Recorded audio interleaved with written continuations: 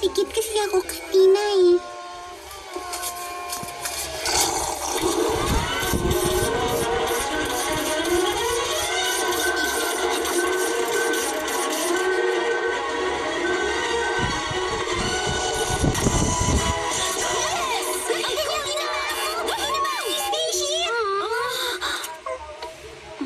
Teka muna, ano ba to? Ano ba yan, ha? Tinamaan niya. Nakita mismo ng mga mata ko.